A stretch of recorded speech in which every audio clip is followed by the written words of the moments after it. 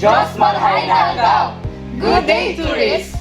This is Anthony Lizala, Kenji Aquino, Zaira Firavula, Angela Gwen Manzanero, and May Borja. we will be your tour guide for today's virtual tour. Donsol has been recognized as the wheelchair capital of the world. But before we begin, let us all be reminded with all guidelines and safety precautions so that our trip will be enjoyable and safe. You just have to remember the word S. Stands for synchronize. Synchronize your time to my time so that no one will be left behind. Time check is already 2:30 p.m. Second is for you to understand that if you hear us with the whistle once like this, it means to see the tourists. Time is to roam around the Donsol, but if you hear the whistle blowing twice like this, and your flag being raised like this, it means to say that tourists, our time is off, and let's head off back to the bus because we are going to our next destination. Third is G for groups. You have to practice bodybuilding within a tree so that no one will be left behind. Next is backpack. We got you covered. We got all you need from first aid kits, toiletry, and alcohol for everyone's safety. In conclusion, observing nature has in store for us by not doing any harm, because it could travel through this with no trace behind. We are so excited for the tour, and I believe all our tourists as well.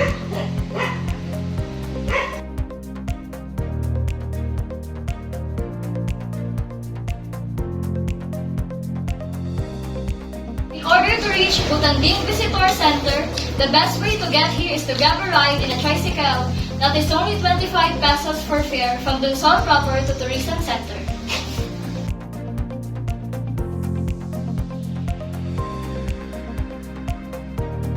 BUTANDING Visitor Center, also known as Tourism Center or BUTANDING Tourist Center.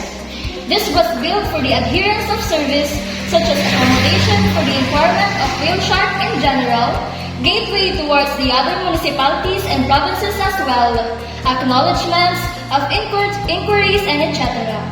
Inside the Visitor Center is the office wherein you could approach government employees in accordance to your intentions and purpose into this location. Commonly, whale sharks adventure is the intention of every tourist in BUTANDING Visitor Center. Hence, guides are the following. Keep in mind that Donsol guidelines every visitor must follow. You are not allowed to touch whale sharks. Swim 3 meters away from the tail. Be sure to follow these rules and do your part to protect and conserve this natural spectacle for the generation to come. Swimming with majestic whale sharks surely is an adventure of a lifetime. Grab this opportunity for a memorable SORSOGON eco-adventure. Accidents do sometimes happen, and there can be with the whale sharks, but for the most part, the rules enforced here keep things to a minimum. You are not guaranteed to see whale shark, but this is the best place in the Philippines to do it as ethically as possible. Please take care extra in traveling. Ensure that you have adequate medical insurance and have let a trusted colleague, family member, or friend know your whereabouts and activities. Donsol is also a gateway to other municipalities and provinces, as well by water transport in such boats owned by the locals.